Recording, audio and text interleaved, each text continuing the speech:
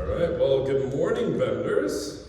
Good morning. As you could tell by this obstacle course, I love an adventure. You know, when I first arrived here, I noticed immediately the narrow door, and I thought, how biblical.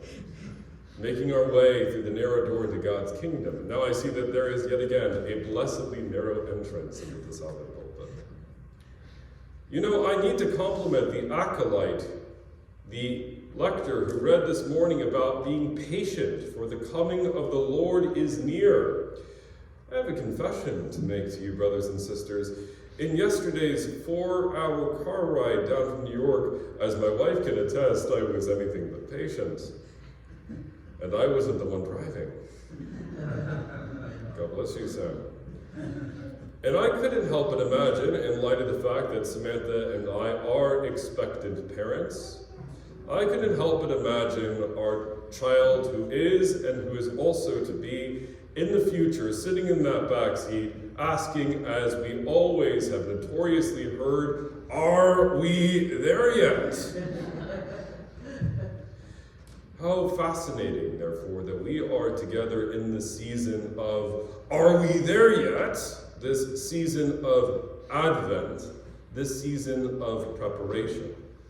The Latin word Adventus means literally the coming of God, the visitation, the arrival. And when we think of our arrival to God's throne, this season of the year, we may think, of course, of the manger scene. We may think of shepherds and magi, and yet the church presents before us today John. We are presented with the one who is sent before the coming of the Lord, and we might ask ourselves, as Ryan beautifully illustrated with the children here today, why? Why does the church reintroduce this fascinating man dressed in wild camel's hair, this figure preaching the imminent arrival of the kingdom of light? And the answer has everything to do with a job description that both he and we share as the Corpus Christi, as the body of Christ. And yet we, in an even more eminent way, having received, of course, God's completed mission of the cross and resurrection.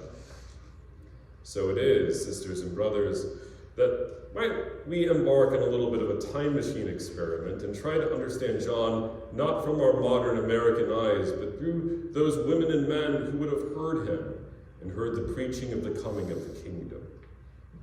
Now, first things first, I, of course, am a big fan of John. I'm only named after him.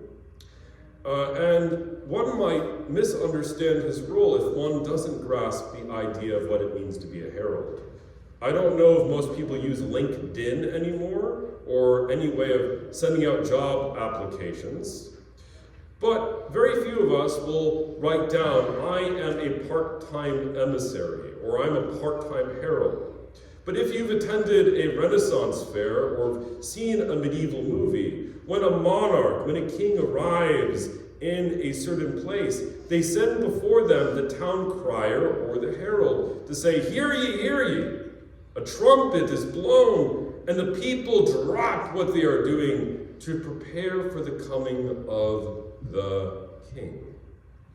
And so it is, sisters and brothers, throughout the sacred Tanakh, throughout the Hebrew Bible, God, at various times and in sundry places, as we read in Hebrews chapter 1, sent forth prophets to speak his word, to draw the people away from false gods and false ways and idols to the arrival of the living God.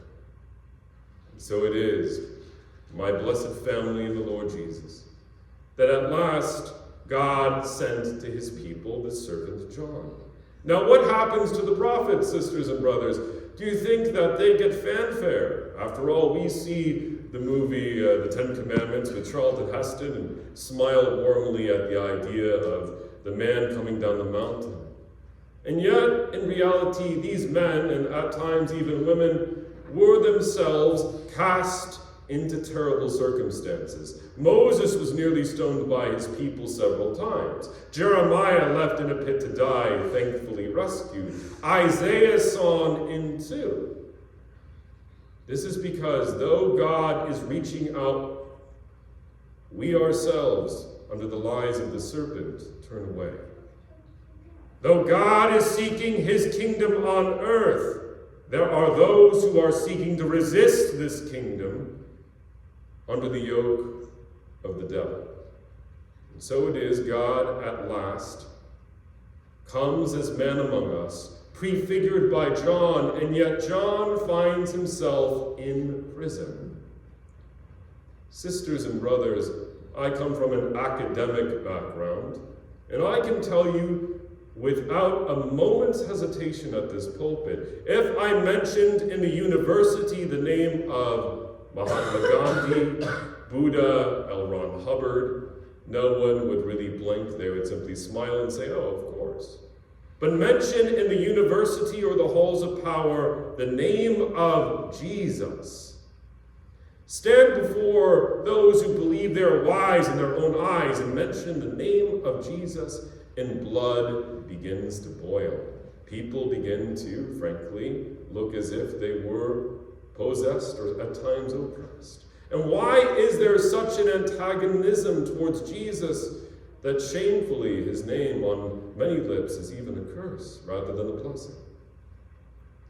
And yet this time of year, even atheists weep when they hear a Christmas carol. Even this time of year, skeptics begin to question and wonder. This time of year, those who have been far away from the church begin to hunger back towards God. Why? Because only Christ, only Jesus can forgive us of our sins, for God has come down from heaven. He is Emmanuel. And the message of John is clear and simple as a herald to make ready the way of the Lord. And that we ourselves, like John, are not the Messiah, but that Jesus Christ is. That we ourselves cannot climb the ladder of salvation, as Luther discovered in the monastic community in which he was so deeply entrenched, but instead, as Luther reminds us, by receiving, through baptism in the Eucharist, by receiving the justification that comes through the blood of Jesus Christ. Sisters and brothers, how great and high a calling it is for us who are baptized to carry out this mission. Not merely for we in the clergy, but for all those washed in the blood of the Lamb. Now, why is it that John says, are you the one who is to come, or are we to wait for another? Is John getting cold feet in that prison? I certainly don't think that John is necessarily doubting, per se. The sky split open at Jesus' baptism, and the voice of the Father was heard. But there may be confusion, for John understood through the Hebrew prophets, of whom he was the last in fulfillment, pointing to Christ, the ultimate fulfillment, that God would gather his wheat into the barn and burn the chaff with unquenchable fire, that God would judge the wicked and bring forth light. And yet here is Jesus raising the dead, opening the eyes of the blind. When will the kingdom come? Are we there yet? And the reality that our Lord reminds John is that before there can come the fulfillment of the age and the overthrow of the powers of darkness, first Christ must be, as John himself said, the Lamb of God. First, Christ must come as an atoning sacrifice. This is why in a few short minutes, Ryan, through his holy office, will bring forth bread and wine that shall be for us the real body, blood, soul, and divinity of Jesus. Why is it that we who are the least in God's kingdom are greater than John? We receive something greater than anything John or Moses could have ever realized. We cradle in our arms, in our hands, under the form of bread and wine, God Almighty. The prophets who longed to see God face to face, they saw him in partial visions and shadows, in fire and smoke.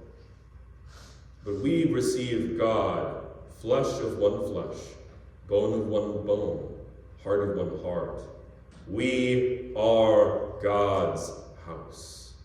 We are his people. I was meditating on this as I stood in Sacred Heart Monastery in Yonkers, New York, where I was baptized, where there was, of course, the images of Joseph and Mary in the empty crib awaiting, of course, Christmas. And I thought back to the times in which my grandfather, before a flickering fireplace, when I was 6 years old, losing my eyesight, when he would present to me the Christmas story again and again, gifting to my memory as if I was there that fateful night. And as Samantha and I prepare for parenthood, as I prepare to hold my baby daughter in my arms, we as a couple recognize that we have a sacred baptismal obligation, like John, to pass on from generation to generation. As every person in this church has the calling, the vocare, to pass on from generation to generation, this most awesome reality: God is with us. When we pray his kingdom come, let us recognize that while he indeed will come again to judge the quick and the dead in the world by fire, already here at this altar and this pulpit, already in every soul in this room, our Lord Jesus is in our midst. Sisters and brothers, may we prepare for the coming of the Lord. In the name of the Father, and of the Son, and of the Holy Spirit.